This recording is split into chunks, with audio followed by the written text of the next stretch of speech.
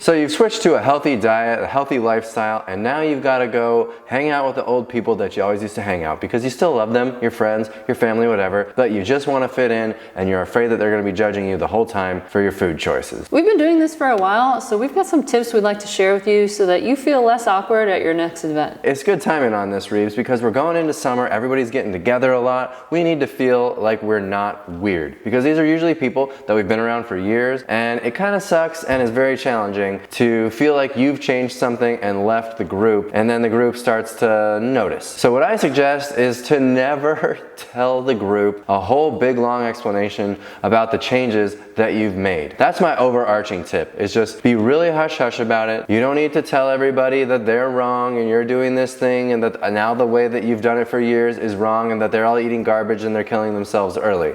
You don't want to get into all that. It does not. I did it, Reeves, you did it, and it's not fun. It never works. Nobody's just like, oh my gosh, you're right, let me switch to your way of eating. It's rare, it happens, but for all the times that you try to get somebody onto your side, you're gonna lose a lot of people and it hurts a lot of relationships and there's just no point. Whatever you can do to avoid the where do you get your protein question is gonna be golden. So let's jump into it, Dill. Show up with food that doesn't look like something weird or unrecognizable to others. Don't take some weird veganized thing. Take something that's simple, delicious. You don't need to put a little card in front of your dish that says star vegan or anything like that. Just take a potato salad or taco pasta, which is a tasty, creamy pasta salad. No one's gonna notice that there's like meat missing, that it's creamy from nuts that blended up instead of dairy. As much as you're gonna want to because you feel proud of yourself that you found the Holy Grail and you wanna share it with others, just try to swallow that down and be demure about it, okay? Just be a little cutesy about it. Show up with a dish that just is what it is, like a quinoa salad or hummus or a salsa. These things are recognizable to others and they're things that people love that they don't even realize are probably already plant-based. It's a win-win if you do it that way. And if you're not out there advertising the way you eat to everybody in your group, their knee-jerk reaction isn't gonna be like, oh, the vegan thing, or the plant-based dish. They're not gonna go there, which is where they do go if you're always sort of on your soapbox talking about the way you eat. I've made this mistake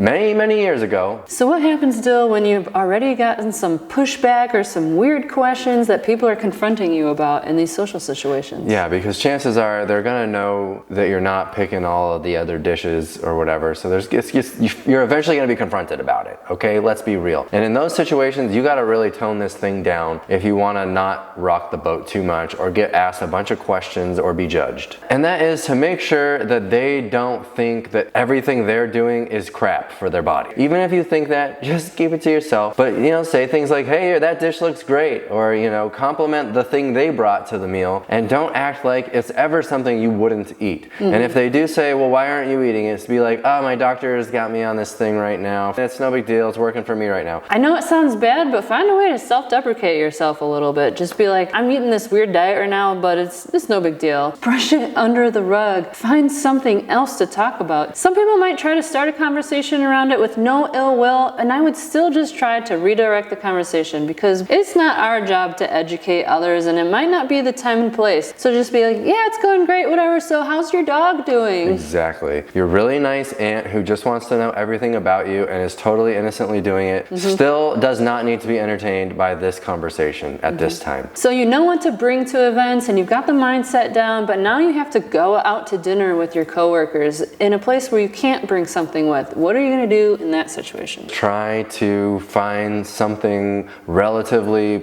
healthy on the menu, but it doesn't have to be fully compliant for me. I'm not saying that you're gonna be exactly like me. How would you do it? There are a few ways to go about this, and it depends on the situation for you. If you don't have control over where you're going out to eat and they have minimal options, honestly, I would just eat beforehand and I would order some prop to stir around my plate and eat a little bit, just like an iceberg salad with vinegar on the side.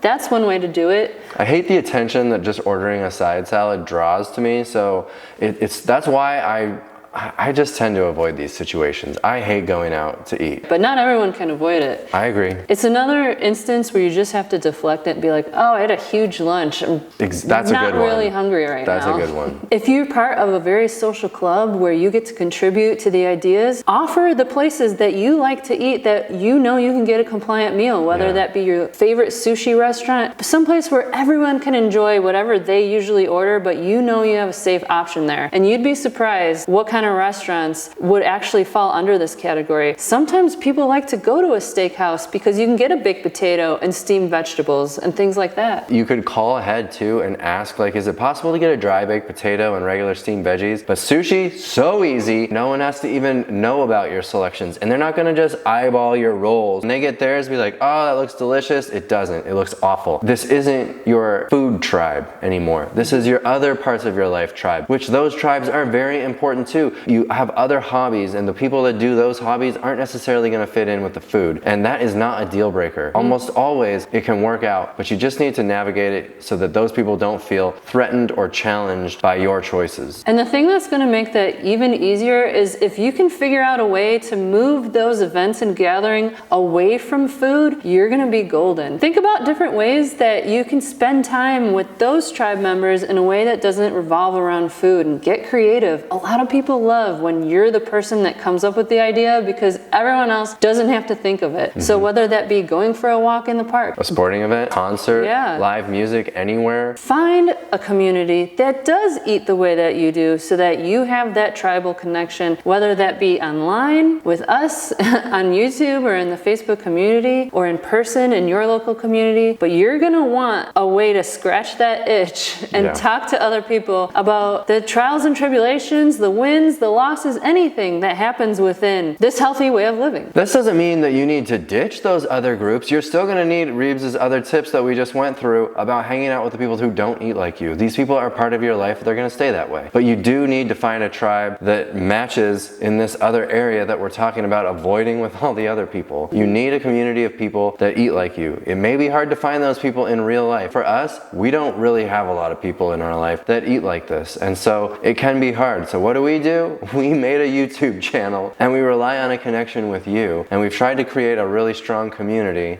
around this part of our lives. So how can Well Your World help you with this? Let me tell you, we have a wonderful community that's part of our live cooking show that happens twice a month, and we host it on YouTube. We chat live together, and even though we make recipes and send those after the show, sometimes I feel like it's more about the camaraderie of everyone getting together and just having a safe place to chat about living a healthy lifestyle, and it's therapeutic for me, and I would say our members would say the same thing. Our membership might cost a little bit of money, but our Facebook group is free, and there we have over 30,000 people posting, commenting, and just forming that real sense of community and being there for one another. Whether you like social media or not, this group is honestly, it's like a chat room. Okay, it's not like just scrolling people's posts. These are posts about that are related to what we're talking about: diet, lifestyle, being healthy, and navigating these kinds of situations, complaining, talking about wins. That kind of community and connection is really important, and we get comments from our members in that group all the time about what a positive, uplifting group it is and how important it is to help them with sticking to it. I hope these tips are helpful. If you have any helpful tips, put them in the comments below so that we can all learn from each other. Thanks for watching this video. We'll see you on the next one. Good luck. Bye.